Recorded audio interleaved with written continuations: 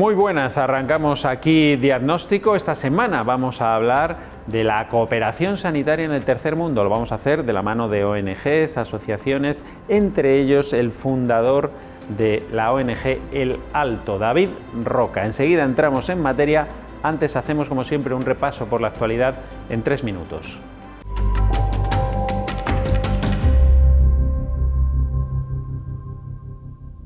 A partir de ahora, los turistas británicos que lleguen a España tendrán que presentar una PCR negativa en Barajas o la pauta completa de vacunación, es decir, los mismos requisitos que se exigen a los ciudadanos de la Unión Europea. La medida se anunció el lunes, pero se aplica 72 horas después para dar tiempo a los turoperadores y a los turistas británicos a adaptarse a la nueva norma. Según apunta el Gobierno, la medida se toma porque Reino Unido presenta un repunte preocupante de casos, de tal manera que la incidencia está muy por encima de los 150 casos por 100.000 habitantes en 14 días. La Comunidad de Madrid ha sido pionera en la vacunación 24 horas. Desde el pasado domingo, los mayores de 40 años que lo deseen pueden solicitar autocita en el Hospital de Emergencias Isabel Zendal en cualquier momento, incluida toda la noche. El primer día se vacunaron de madrugada cerca de 1 millar de personas en los 7 puestos de vacunación abiertos durante la noche. El dispositivo actual tendría capacidad para recibir hasta 2.000 personas en el horario nocturno, pero la comunidad se ha comprometido a ampliarlo si la demanda así lo requiere. Con esta medida, Madrid quiere aumentar el ritmo de vacunación al máximo. Una investigación realizada en el Centro de Investigación de Sistemas de Salud en Estados Unidos ha comprobado que la vacuna COVID de Moderna genera una respuesta de anticuerpos más alta y más rápida que la de Pfizer, aunque ambas están basadas en la misma técnica del ARN mensajero. El estudio se realizó durante 3 meses con un grupo de 532 sanitarios. La buena noticia es que los resultados revelaron que 530 de ellos desarrollaron anticuerpos después de la inoculación de las 2 dosis y que la mayor cantidad de defensas se obtuvieron después de 6 semanas. Eso sí, se pudo observar que la respuesta del organismo a la hora de generar anticuerpos fue más rápida y en mayor cantidad con la vacuna de Moderna. La Fundación Grupo Siro ha desarrollado, tras 2 años de investigación, un producto para combatir la malnutrición en el mundo, una situación en la que se encuentran casi 690 millones de personas, 60 más que hace 5 años, y que afecta al 8,9% de la población mundial, según datos de la Organización de las Naciones Unidas para la Alimentación y la Agricultura. Se trata de una galleta que es capaz de proveer la energía y nutrientes que necesita una persona para cubrir al menos la mitad de su aporte diario necesario. Guatemala es el primer lugar donde se ha implementado el proyecto junto a un estudio clínico para medir la efectividad de este nuevo producto.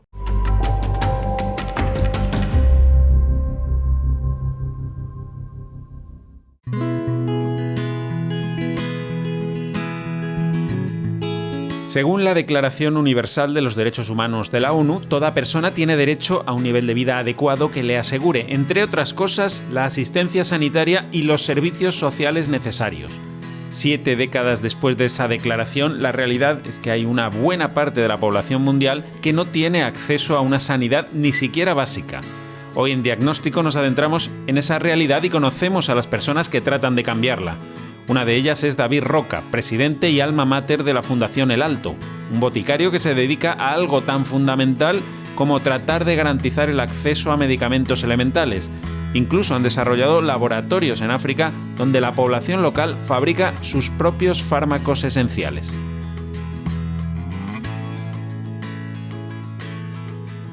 Bueno, David, ¿a qué os dedicáis en la Fundación El Alto? La Fundación El Alto es una organización no gubernamental que trabajamos el desarrollo. Fundamentalmente trabajamos a la farmacia desde una perspectiva transversal. Bueno, nosotros tenemos un modelo que se basa en 3 pilares, ¿no? Bueno, tenemos el primer pilar, que es la farmacia hospitalaria, que es pues todos esos procesos que tienen que ver con los pacientes ingresados. Son pacientes que en muchas ocasiones en hospitales rurales pues han pasado varios días hasta que han podido llegar a su centro hospitalario. Entonces, pues esos pacientes que están suficientemente graves son ingresados y desde la farmacia hospitalaria se va a distribuir esos medicamentos pues de una manera concreta, con unos procesos muy determinados a los distintos pacientes. Del mismo modo, tenemos el segundo pilar, que sería la parte de la farmacia comunitaria, es decir, todos los pacientes que no están suficientemente graves como para ser ingresados o que no tienen esa posibilidad de estar ingresados, vuelven a sus casas, vuelven a sus contextos, ¿no? Entonces tienen que volver con los conocimientos sobre medicamentos fundamentales, básicos, para poderlos utilizar correctamente. Y luego la tercera pata, el tercer pilar, era cómo tratar de mejorar la atención farmacéutica in situ.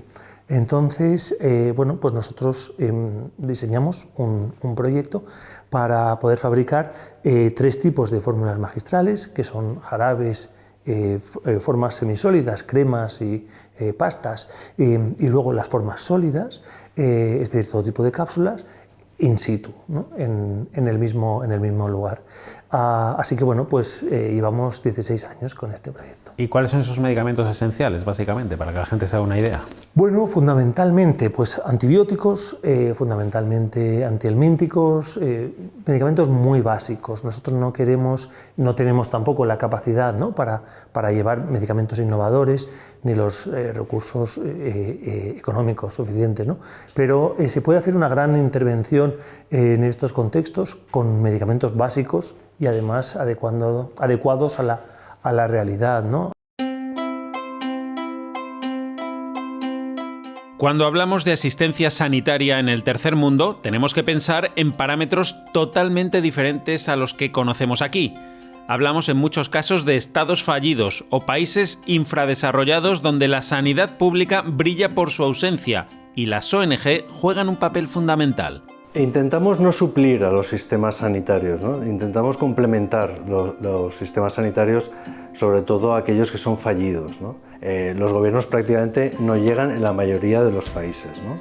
Son gobiernos que tienen centros de clínicos, sanitarios, hospitales, pero muy deficitarios en recursos, en medicinas y en profesionales, ¿no? Por ejemplo, Sierra Leona es un país que tiene 2 pediatras para 7,5 millones de habitantes. La Orden Hospitalaria San Juan de Dios, a través de la ONG Juan Ciudad, está presente en 57 países con hospitales, consultorios, clínicas y trabajo de educación en salud a las comunidades nativas. Nosotros desarrollamos programas y proyectos de salud comunitaria, es decir, no solamente nos ubicamos en nuestros hospitales o centros sanitarios, sino que salimos a las comunidades adyacentes haciendo una promoción de salud, es decir, promoción de hábitos saludables, seguimiento de gestantes, seguimientos de niños menores de 5 años. La realidad es que a pesar de todos los esfuerzos, la iniciativa de las ONG llega hasta donde llega, es decir, a un porcentaje pequeño de la población de los países donde opera. Eso sí, allá donde alcanzan, intentan ofrecer una atención sanitaria integral. Imaginemos un hospital en España, ¿no? Y comparémoslo con un hospital, por ejemplo, como el hospital que tenemos en Monrovia, ¿no? en Liberia. Pues hay consultas externas donde la gente viene a hacerse las revisiones oportunas, a recoger las medicaciones oportunas, incluso a ser intervenidos, ¿no? En el área quirúrgica de determinadas enfermedades. Todo es como un hospital en España, pero no en los medios, no en las afecciones, porque estamos hablando de zonas tropicales donde hay afecciones como la malaria, el dengue y enfermedades muy prevalentes como la tuberculosis y el VIH, que aquí quizás lo veamos en una menor medida, ¿no? Además, las dificultades para ejercer allí el trabajo son mucho mayores. La mayor dificultad son los medios, ¿no? Los medios con los que contamos. Desde la Fundación Juan Ciudad aquí en España intentamos apoyar a todos nuestros centros en África, América Latina y Asia Pacífico que tengan necesidades y que estén sin cubrir, ¿no? Desde, digamos, incubadoras para neonatos, hasta ayudar en instalación de energía solar para que haya una sostenibilidad energética en determinados centros, apoyando programas de investigación en malaria, etcétera, etcétera, etcétera. La realidad es que la ingente labor de estas organizaciones es una gota en un océano y que el acceso a la sanidad en estos países es un sueño para gran parte de la población. Un ejemplo muy gráfico. Cuando en el mundo desarrollado se había pinchado el primer millón de vacunas contra el COVID, en África no pasaban de 25 dosis inyectadas.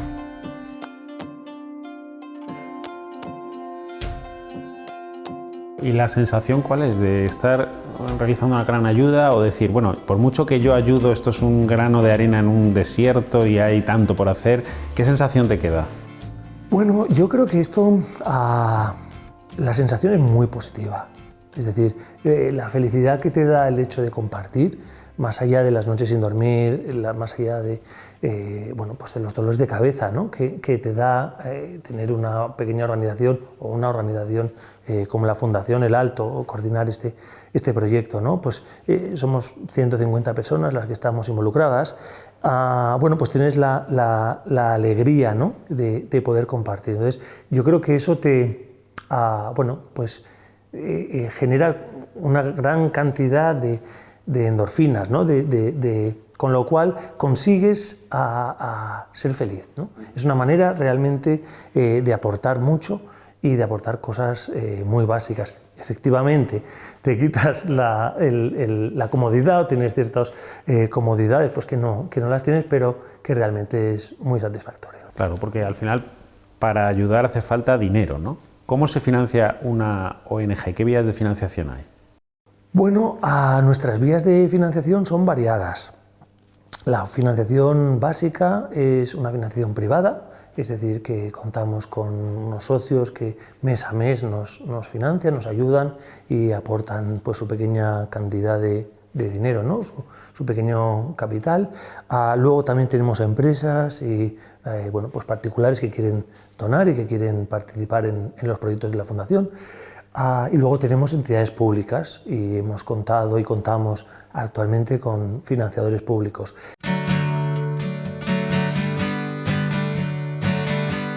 El objetivo de las ONG que trabajan en los países infradesarrollados no es normalmente la de una ayuda puntual, sino la de construir instalaciones sanitarias y dotarlas de medios materiales y humanos permanentes.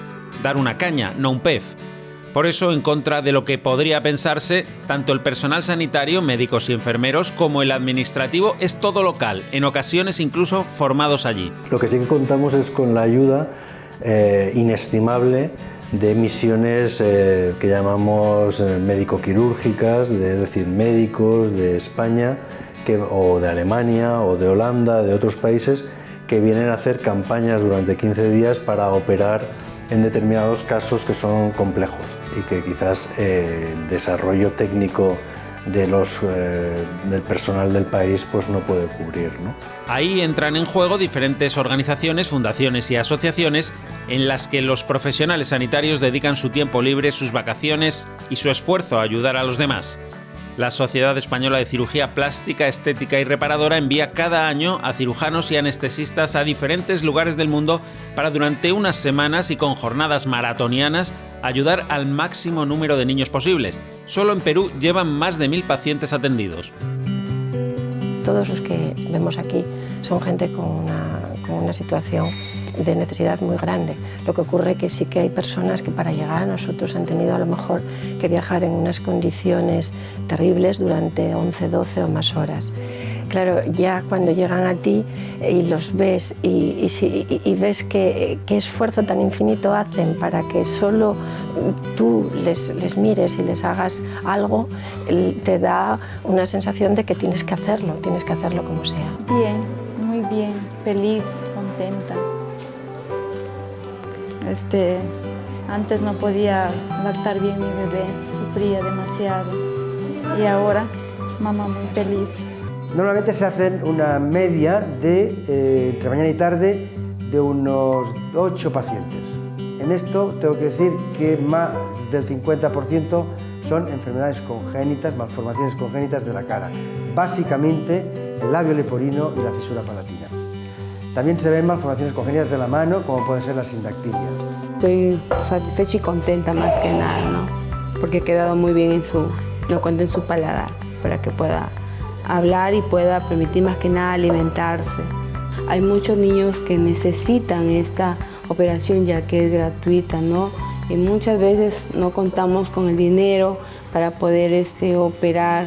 Muchas de esas enfermedades tienen connotaciones culturales y sociales en esos países que las hacen especialmente crueles. Luego, por ejemplo, hay muchas de las cirugías que nosotros hacemos tienen un carácter social que aquí no tenemos, porque por ejemplo las secuelas, los labios leporinos, que son esos niños que abren o con el labio o con el paladar hendido, no los escolarizan, no los sacan de casa, o un niño que se ha quemado y que tiene secuelas, pues parece como que está maldito. Entonces la cultura también es muy diferente, también hay que entender que no son tan o sea, tienen una forma de pensar distinta. Entonces conseguir que esos pacientes les repare sus secuelas hace que estén mucho más socializados, que los puedan llevar al colegio, que puedan jugar con niños, que puedan pues tener un trabajo el día de mañana, ¿no? Porque si no están escondidos en casa, no les dejan salir. Otra de esas misiones desinteresadas es la que lleva a cabo la fundación Smile Sisa Foundation, en la que un grupo de 22 dentistas y 4 ópticos dedican su tiempo y su esfuerzo a ayudar a los que no tienen nada. Y vamos todos los años a Zimbabue, a una zona al oeste de Zimbabue que se llama Matabelelandia, donde viven los Ndebele, y es una zona muy pobre donde 1 de cada 3 personas tiene SIDA, la esperanza de vida es de 40 años y las bocas, desde luego, pues no tienen oportunidad de cuidárselas. Entonces lo que hacemos es ir todos los años y tratar a unos 6.000 pacientes cada vez que vamos cada año, de obturaciones, endodoncias, extracciones, todo lo que necesiten. Se les gradúa la vista, se les dan gafas de sol, gafas graduadas, miopía, astigmatismo, se les opera de cataratas, y entre todos pues intentamos ayudarles y ver cada año la evolución de esos pacientes. El trabajo que se hace además es educativo, hábitos sanitarios y de higiene, en este caso concreto dental, para prevenir y para lograr que la dependencia de la ayuda exterior puntual sea la menor posible. Ha habido casos en los que algunas ONGs pues no han destinado el dinero a los fines que supuestamente los tendrían que haber destinado, ¿no? Y eso supongo que hace mucho daño a todos los demás, que sí lo hacéis bien. Pero, ¿qué le dirías a toda esa gente que a lo mejor duda, ¿no?, viendo casos de desvío de fondos, etcétera, para que efectivamente siga ayudando, ¿no? Claro. Bueno, yo creo que eso lo primero que tendríamos que hacer sería hacer una reflexión en grupo, ¿no? Y poder conocer cuál es la realidad en los países bueno, pues que están un poco más al sur de nuestras costas, ¿no? Yo siempre digo, ¿no?, que Europa no va a poder crecer, no va a poder desarrollarse si no miramos realmente lo que está ocurriendo a unos pocos kilómetros al sur de nuestra frontera sur, ¿no?, al sur de nuestras costas. Yo creo que la gestión de los fondos tiene que ser crítica, el control de los fondos tiene que ser crítico. Cuantos más controles se desarrollen, ya sea por parte de las instituciones privadas internos y los controles externos, mejor. Pero además de eso, tiene que ver con, bueno, pues con una gestión efectiva y eficiente, ¿no? Y en estos 14 años que lleváis funcionando, supongo que habrás vivido experiencias de todo tipo, ¿no? ¿Hay alguna que te haya marcado especialmente? Bueno, muchísimas. La verdad es que muchísimas. Yo creo que lo más bonito es la cercanía, ¿no? La cercanía, el regalo que te traes cada vez que vienes para aquí, el regalo que te traes de la gente, ¿no? El hecho de compartir, el hecho de estar allí, de formar parte de sus propios hospitales, de sus propios contextos, ¿no? Estar, bueno, pues en el caso, por ejemplo, del Chad tenemos 23 centros de salud, ¿no?, que llegan a la población más remota, ¿no? Bueno, pues esa cercanía, ese cariño, yo creo que es lo que más te traes, ¿no? ¿Qué mueve a tanta gente a ayudar a los demás? Desde luego, cada cooperante tiene sus propias motivaciones. Yo creo que he tenido mucha suerte en mi vida de poder desarrollar la profesión que desarrollo, una profesión que sobre todo me gusta y disfruto trabajándola. Creo que esa suerte que he tenido me ha llevado también a darme cuenta durante muchos viajes de la poca suerte que tienen otras personas de no tener las oportunidades que a mí se me han brindado para poder estudiar odontología. Es por ello que mi manera de devolver esa suerte un poco al mundo es ayudando un poco, pues, a los más necesitados en la cooperación. Eso sí, el denominador común es que la experiencia marca y enriquece además al que pasa por ella. Vista desde el punto de vista personal, ¿no? Es muy enriquecedora. Yo creo que te llevas muchísimo más de lo que das, sin ninguna duda. Primero, de la experiencia que coges de manejo, de de ganas de hacer cosas y luego personal te das cuenta de lo que tenemos, de lo que no valoramos y de las carencias que hay en otros sitios, ¿no? Que hay cosas que estamos tan acostumbrados a tener que ya no las valoramos, ¿no? Desde el punto de vista personal es verdad que es tremendo, es tremendo. Siempre se ha dicho que África enamora, y yo cuando fui, desde luego fui hace 6 años la primera vez y nunca he dejado de ir. Y es verdad que es una experiencia enriquecedora y que sobre todo te ayuda a darte cuenta de lo que son problemas de verdad y poder mirar desde otro prisma cuando aquí, por ejemplo, hablamos de problemas grandes. Un baño de realidad a los que pasan por allí que nos vendría bien a todos para valorar lo que tenemos y empatizar con el sufrimiento de los demás. Para terminar, vemos cómo la inmigración es un fenómeno que crece año tras año, porque supongo que hasta que no se logre en el terreno, o sea, allí mismo, pues desarrollar esos países y lograr que no haya necesidad de emigrar fuera, pues no, este fenómeno seguirá perviviendo. ¿Tú crees que lo importante es ayudar allí para que la gente no tenga que irse? ¿Esto sería esencial, tú crees? Yo creo que eso es básico, ¿no? Creo que ellos están plenamente capacitados y que próximamente, en los próximos 50 años, vamos a ver un desarrollo impresionante, ¿no? En determinados puntos. Más allá de las personas o de los gobiernos, probablemente por las condiciones geográficas, ¿no? Es difícil generar un desarrollo sostenible en el tiempo a 50 grados, a la sombra, ¿no? En el desierto es muy difícil operar, es muy difícil generar ese desarrollo, pero estoy seguro y hemos podido publicar, ¿no?, cómo va a existir y está existiendo ya polos de crecimiento industrial y de desarrollo y de fabricación con una calidad, una calidad impresionante, mucho mejor que la propia fabricación en nuestros medios, ¿no? Probablemente la clave pasa por ahí, por dotar de capacidades propias a todos esos países que ahora dependen de una ayuda exterior. En esa labor están muchas personas, hay mucha gente buena y anónima dispuesta a ayudar, mucha más de la que seguramente creemos.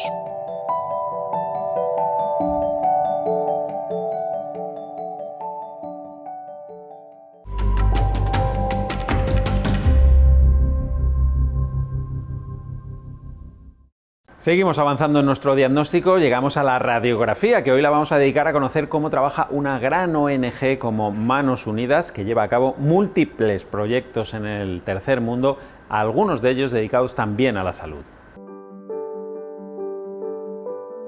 La cooperación al desarrollo era un concepto que no existía hace 60 años, algo que ha cambiado con Manos Unidas, una ONG que lleva un largo recorrido de trabajo con países en situación de pobreza. Hacemos una labor de concienciación para la gente, para que sepa lo que pasa en otro mundo, que no es nuestro mundo, y la cantidad de hambre que existe en el mundo, aparte de hambre física, hambre de conocimientos, de educación. Lo que se pretende es hacer proyectos que no den la ayuda, digamos, directamente para resolver la situación, sino que resuelvan el problema de fondo. Las diferentes delegaciones asumen campañas anuales de sensibilización a la población sobre la realidad de las comunidades más vulnerables, a través de actividades, charlas y conferencias en centros escolares. Intentamos llegar a todo el mundo y darle una visión de lo que podemos hacer, de la cuestión económica, que lo necesitamos mucho, sobre todo en educación, en los colegios, para que los niños vayan conociendo un poco Manos Unidas y cómo trabajamos. Para conseguir fondos, pues hacemos Operación Bocata, hacemos mercadillos. La cantidad de colegios que colaboran con nosotros y cómo se vuelcan en esta labor es fantástico. Proyectos que tienen que reunir una serie de requisitos de concienciación con el medio ambiente, la igualdad y la sostenibilidad. Una comunidad que necesita pues, un hospital o un centro de salud o una campaña de vacunación nos lo solicita. Manos Unidas se encarga de buscar los fondos para conseguir ese proyecto. Tiene que haber un responsable, los proyectos se fiscalizan. El dinero que se recibe va todo a través de mecanismos legales y se piden las acreditaciones de las facturas o de lo que se ha gastado. Y además la contraparte, que es como llamamos a la comunidad a la que va destinado el proyecto, tiene que aportar algo. Una de sus principales áreas de actuación es la salud, con programas dedicados a la vacunación de enfermedades aquí erradicadas y proyectos de formación. Proyectos en Perú, por ejemplo, un ala de maternidad se ha hecho, de un hospital entero, claro, el proyecto entero es mucho, pues hemos hecho un ala de maternidad. También hemos hecho, por ejemplo, en Egipto, la equipación de oftalmología. Necesitaban unos aparatos que eran muy caros para poder para operar cataratas, etcétera, y entonces otro proyecto fue eso. También hacemos campañas de vacunación. Lugares remotos de África y de América, pues además de no tener medios, no hay hospitales, no hay centros de salud, ni siquiera hay la formación suficiente para llevar una vida sana, lo que nosotros llamamos como vida sana, ¿no? Entonces, ni para hacer seguimiento de vacunación de los niños, ni de peso, ni de cualquier enfermedad. Entonces se forma a líderes de comunidad que muevan a los demás a implantar esas pautas. Por ejemplo, es muy importante prevención de SIDA. Manos Unidas es actualmente una de las organizaciones del desarrollo humano más integrada en la sociedad y con una amplia programación de difusión. Y hasta aquí nuestro diagnóstico de esta semana, pero ya saben que volvemos como siempre dentro de 7 días para contarles un nuevo asunto de especial interés, contado desde una perspectiva muy diferente. Les esperamos en 7 días. Hasta luego.